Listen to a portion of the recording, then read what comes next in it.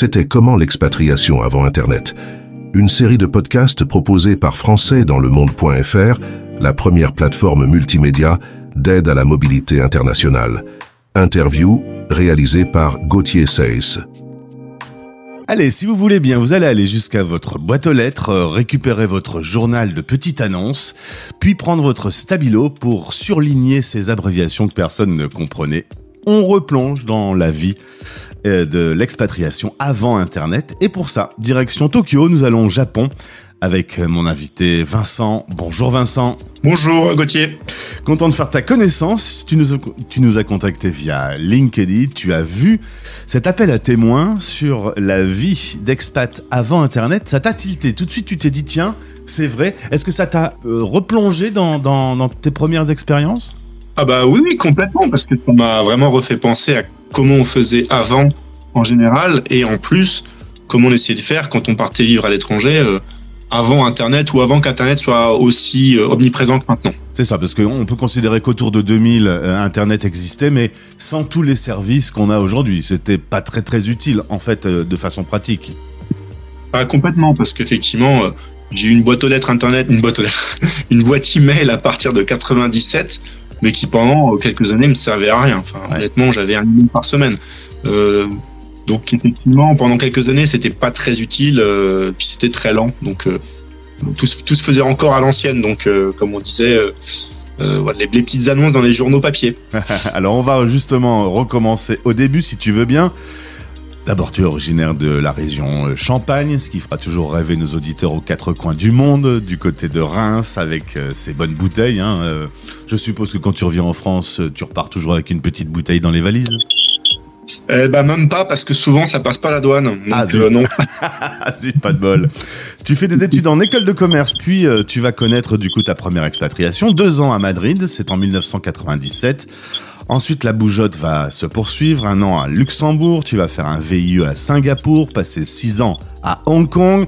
Tu arrives au Japon en 2010, tu vas y rencontrer ta femme, qui est elle japonaise. Vous allez d'ailleurs avoir un enfant qui a 4 ans aujourd'hui. Et parlons tout de suite de Raphaël ou de Akito.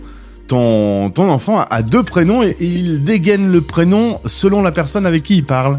Selon le contexte, effectivement, si c'est un contexte purement japonais, il comprend que son prénom c'est Akito et qu'il peut dire son prénom comme ça.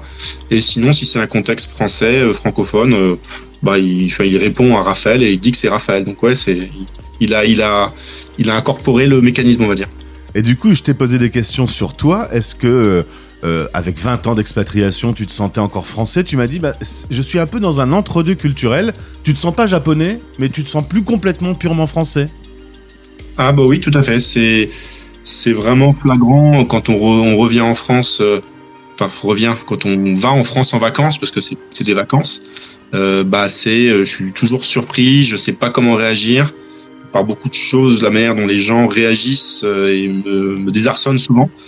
Et c'est vrai que c'est assez bizarre. Et même la manière de parler, d'ailleurs, parfois je suis complètement à l'ouest parce que je parle plus comme les gens parlent en fait. Mmh. Et pareil, dans le pays d'expatriation où tu te trouves, tu te sens pas non plus un vrai habitant de Tokyo lambda. Ah non. De toute manière, au Japon, c'est un pays,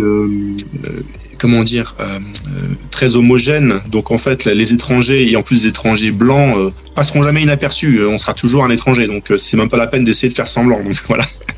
Tu bosses dans le milieu de la finance, en banque d'investissement. De temps en temps, tu rentres en France. Sur tes 20 années d'expatriation, tu n'es rentré cependant qu'une dizaine de fois, mais tu gardes un peu le contact avec la France en regardant le journal de France 2, en lisant Le Monde.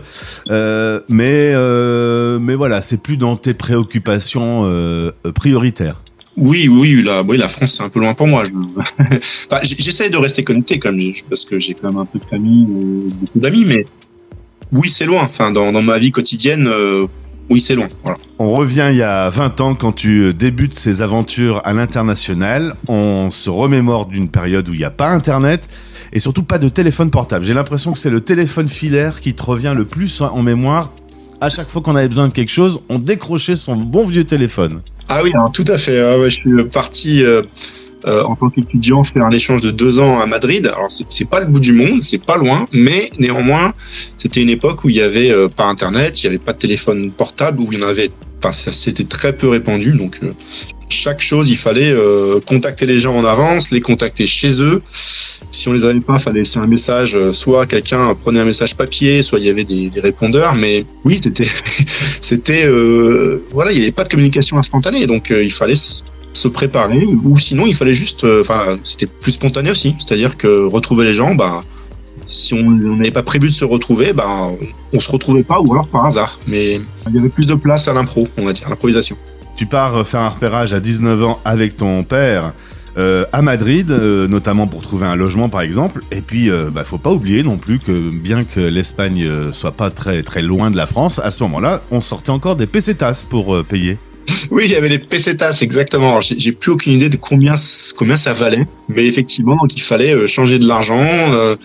Il fallait s'assurer qu'on pouvait retirer de l'argent avec sa carte, parce que ça marchait pas forcément très bien tout ça. Donc c'était, même si c'était un pays à côté, culturellement proche, c'était quand même l'étranger et il fallait quand même se préparer. On partait pas comme ça, voilà. Donc c'était, et puis il fallait, une chose bête, tiens, je viens d'y penser, le fait de se déplacer dans une ville, quand maintenant on a Google Maps, tout le monde utilise Google Maps pour aller chez son à côté.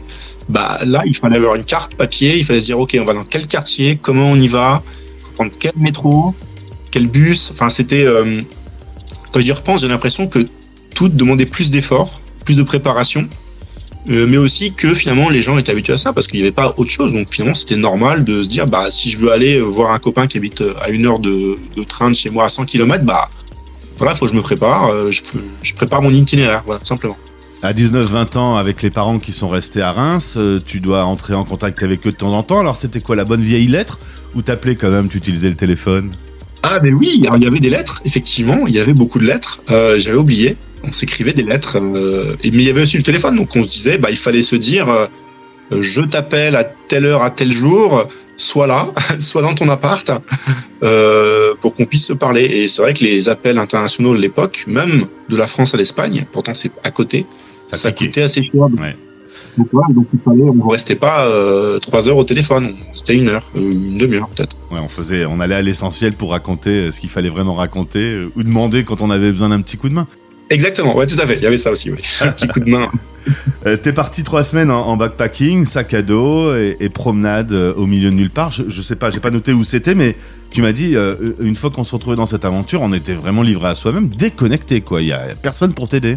Oui, alors je suis parti avec mon meilleur ami en 2001 en Thaïlande, donc backpacking au classique.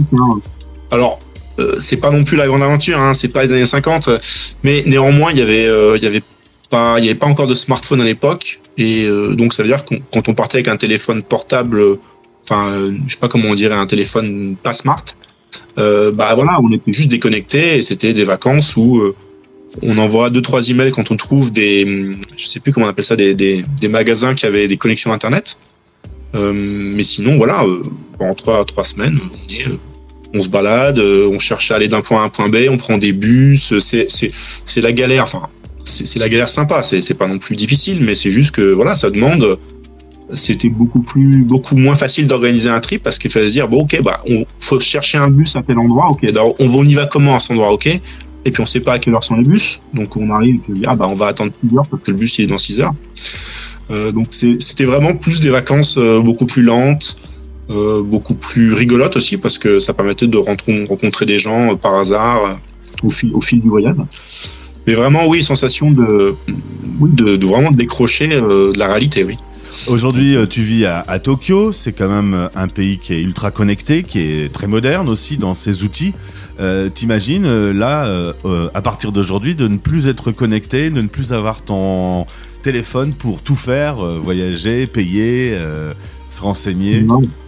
Alors, ce serait impossible parce que même pour se déplacer dans cette ville, le téléphone c'est tout le temps parce que c'est tellement énorme, il y a tellement de lignes de train, il y a tellement de... Non, je sais même pas. Non, j'imagine même pas comment on fait sans téléphone maintenant. J'ai du mal à voir comment on faisait avant. En fait, je m'en souviens un petit peu, mais je sais pas. Ça serait très dur. Ça serait vraiment très dur, je pense. Est-ce qu'il y a des applications aujourd'hui que vous utilisez qui n'existent pas encore en France, justement, comme on dit souvent que le Japon est très avancé technologiquement? Difficile de dire parce que je sais pas ce qu'il y a en France, mais je pense pas parce qu'il y a. Par exemple, pour les paiements, on a un truc sur le téléphone, ça s'appelle PayPay, qui est un truc chinois d'ailleurs. Non, je pense qu'il n'y a pas forcément plus que ce qu'il y a en France. On a quand même, nous, eu au début du confinement une obligation d'imprimer un papier pour pouvoir sortir promener son chien, un papier qu'on devait remplir à la main. Je pense pas que vous êtes allé jusque-là pendant la pandémie. Alors le Japon n'a pas eu les mêmes critères que la France parce qu'il n'y avait pas d'obligation légale de ne pas sortir. Ouais. Donc en fait, il n'y a jamais eu ces obligations d'avoir des formulaires, d'avoir des espèces de dispenses, etc. J'étais rentré en France rapidement et j'ai vu ce que c'était. Mais non, le Japon n'a pas eu ça, n'a pas eu ce genre de règles en fait, donc il n'y a pas eu ce problème-là. Voilà. Mais merci Vincent pour ce témoignage. On peut maintenant ranger ce journal papier et le remettre dans son armoire à souvenirs. Merci d'avoir témoigné. Belle journée au Japon, enfin en l'occurrence pour toi maintenant, belle soirée puisqu'on a un sacré décalage horaire. À bientôt. Bonne soirée. Français dans le